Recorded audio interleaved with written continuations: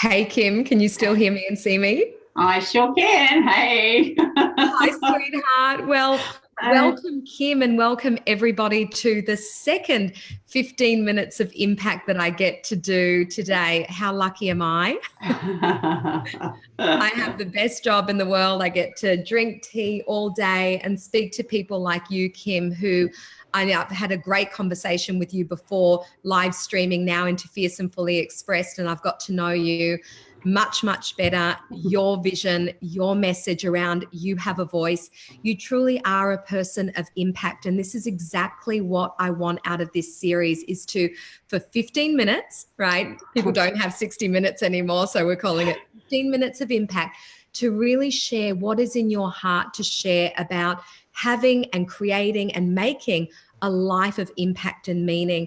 And I know, like me, having a voice and sharing your true voice means so much to you. And I'd love to hear a little bit more about what impact you, Kim, uniquely feel that you're here to bring into the world. I think to understand what the impacts that I want to, or my purpose, or what drives me, is kind of having to understand a little bit about where I came from, and why. Oh gosh, I'm 50 now, and why it's taking me up to till I was about 48 to find my voice. And I think a lot of people out there might relate to my story in the aspect that, my parents divorced very early. And so, being a rebel teenager, I decided to just not try anymore. And unfortunately, the repercussions of that has been put into a classroom that was described as if you were dumb or you weren't an intelligent Mm. person. And that was the first time my voice was kind of a bit squished, I suppose is the word. And so you start to believe stuff when people tell you, and you start to stop speaking up, and you stop thinking that you're a certain this and that. And school is such a vulnerable time for people, and especially as a woman. And we're either labeled as the person who's looks this way, or and at school I was probably a voluptuous young lady, and so I was voluptuous and in the dumb class, and you was kind of like, okay, you just kept quiet because you didn't want to stand out. um, and that stayed with me for a long time. And I got married really, really young. I got married at 19 because I thought I knew everything, as you do. And we had a baby very young. And my husband left me very young. So, I went from somewhere from all of a sudden, not having a voice to very much definitely not having a voice then. And all of a sudden, I'm meant to be a mum. And so it Mm. was a really crazy journey. And unfortunately, I think sometimes I'm a real big believer our thoughts create our reality. And I didn't know that back then. As life goes on, we evolve and we figure these things out. But back then, and my thoughts were very negative, I suppose, and not empowering at all. And I attracted to myself the wrong type of people, I suppose, which led me down a path of a domestic violence relationship for about 3 4 years. Mm. And for me, the only way I got out of that was when I saw that relationship was the violence and the danger was going to go to my daughter. Mhm. So at the time, I would make excuses and say, oh, he didn't mean it. Or if I had a bruise, I would say I tripped over, and slowly but surely all your friends would disappear. And the only person who you could talk to was the person who was controlling you. Mm. And yeah, it was probably one of the hardest times in my life. I never told anyone about it or anything. I ended up going to Women's Refuge in the end, and that's how I got out. But I only told my husband of 20 years 2 years ago about this. Mhm. And I didn't tell anybody until I actually wrote a letter and I shared it with my boss at work, which sounds a pretty strange thing to do. But I wanted to shine the light on people in those vulnerable situations and that there was hope in that situation. Yeah. So I ended up sharing my letter with over 100 and something people through our company, and to get them to start, we were raising some money for Women's Refuge, which is kind of very similar to Mary's House in Australia and a number of other organisations. And it was the first time I realised all of these people came out of the woodwork. And they're like, oh my gosh, that happened to me.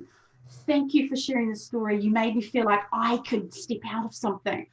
And in conjunction with all the personal self-development I was doing, I kind of sat there and thought, holy crap, I can make a difference.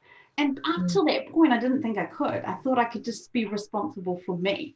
Well, I'm going to hit pause for a second, Kim, and just really reflect back to you something that you said at the very start, which is our purpose, our impact-driven work doesn't happen in a vacuum. It happens because of our life experience and what we've been through, and often it's the trials and tribulations. And you've shared something so deeply personal and close to your heart. So I really want to honor you for truth speaking what you've been through. It's a huge ordeal. I myself have never been through domestic violence. I can only imagine from what you've shared just how deep the layers go around shutdown and invisibility and feeling like you don't have power or a voice. So I really want to honor you and bow to the courage that it takes to stand up and find your voice. And now what I see you doing is gifting other people their voice, because by you stepping up and shining and sharing, you actually give other people permission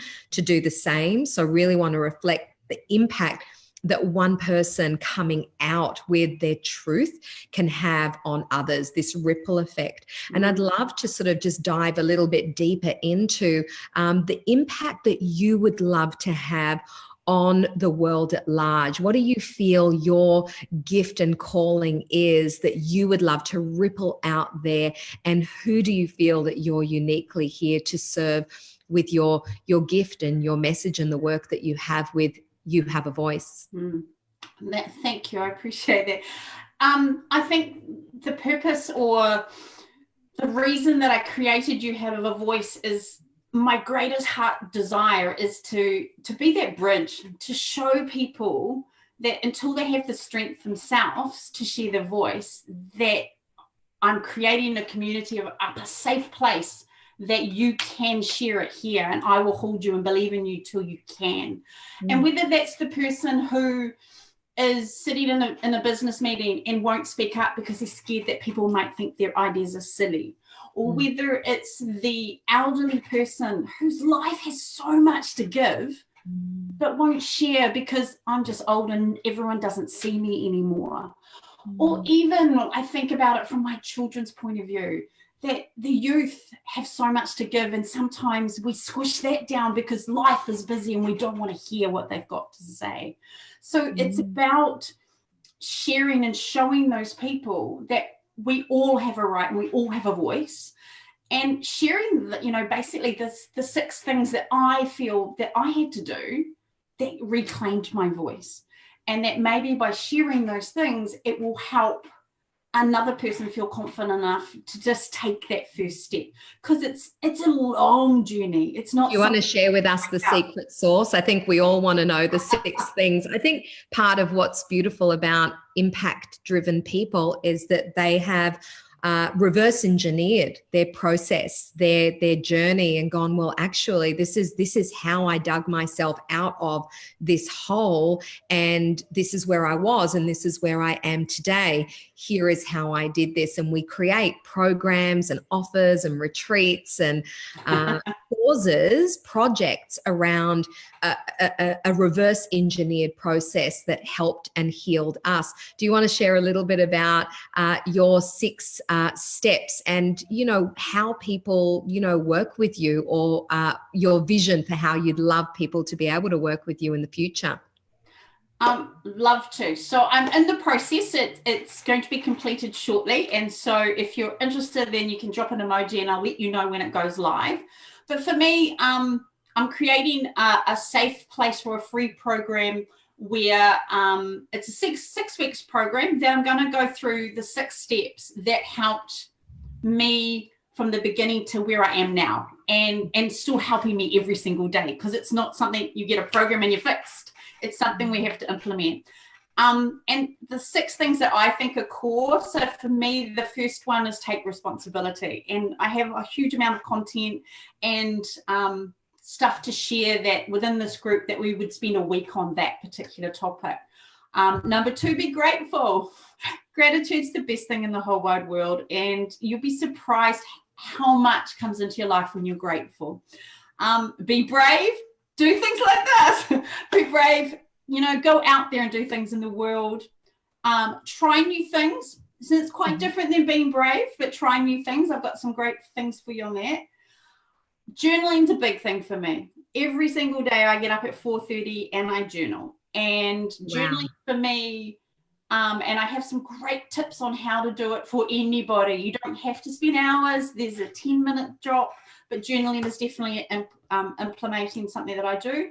And last but not least, belief and self-love, because those 2 things are the secret sauce that combines everything together. Beautiful. Yeah. I'd love you to actually in the comments below after this interview, maybe share with us just some of those key points, and also maybe some tips around journaling for those people that struggle like myself to journal. I'm looking for the 10-minute journaling experience. So if you have any guidance, that would be absolutely amazing. And we've just got a few minutes left to go. So I want to get into some other juicy stuff. I just love, you have a voice. It's something that I deeply believe in. My Heart of Visibility program is so much about supporting change makers to become visible. We all have a voice, and I feel like for change makers, it's just it would be devastating for those people who have this bigness, this yearning to be the change that they want to see in the world, to stay invisible, because there's so much that we need to do. We have the social media platforms to do them on, to really amplify our message. It's all the more important for people who are impact driven to become visible. Share with us, your greatest fears around visibility. I mean, I feel like one of the chronic issues that we have today is we've got the platforms, but there still is a deep fear around, stepping out into the public eye, being on stage, taking a stand and sharing what we have to share. What's your biggest fear around visibility? I mean, you seem like a really brave woman, but are there any obstacles? I mean, you really are. You truly are. I mean, it's all relative, but can you share something from your own experience? What scares you and why? Oh, look, you know what? My biggest fear would be, do I actually have anything that's going to help somebody else? And I think when it comes to we stand up and we have this, I can't even describe the word. For me, it's a yearning. It's this thing that I know I'm here to do something, but I don't know what to do. And I want to share this information with you, but will they think it's stupid? Will it help them? Will I do verbal diarrhea and then everyone will be like, oh my goodness, what was this person doing? I think it's just the fact that we're just scared to be exactly what you just said, seen, because we're scared that people are going to judge us. And I think my biggest, and it's a consistent journey for me, is the more I've done those 6 steps, and I do most of those every day, the more I've done it, the more I don't care as much about what they think. And even if we think about when we had all the problems last time when we were meant to go live, that morning before, I was like, okay, what should I wear, blah, blah, blah. And today I'm like, who cares? It's what's coming out of here. It doesn't matter what I look like today. So everybody has those moments where they worry about what someone else is going to think of them. I love what you brought up, Kim, around feeling like, maybe what I have to give isn't going to be valuable enough. And I think that leads into, I feel like a fraud, or I feel like a fake. You know, Okay. there is, you know, the ultimate fear is judgment, but there's so many fears in between, you know, where we are today and, you know, being out there, being judged, that really stop us along the way. And one thing I'm passionate about is, you know, coming clean about all of that. It's a shared collective experience. And in that is so much human potential that may never be realized because we spend our whole life invisible and inside these false identities and beliefs. I'd love to know. I mean, I love your 6 steps, and I feel like that, in a way, is your remedy for breaking through each one of those inner glass ceilings and barriers. What would you say to somebody out there who, you know, feels like what they have to bring into visibility, into the light, with their voice is not really going to be valuable? What's the final words of wisdom that you have? We've got about 40 seconds to go, so nice and short, and then I want to ask you a bonus question. Okay.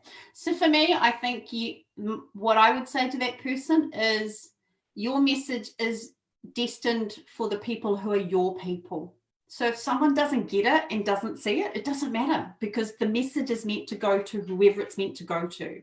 So just be brave enough to share that message. And even if you just change one person or help one person, wouldn't it be worth it?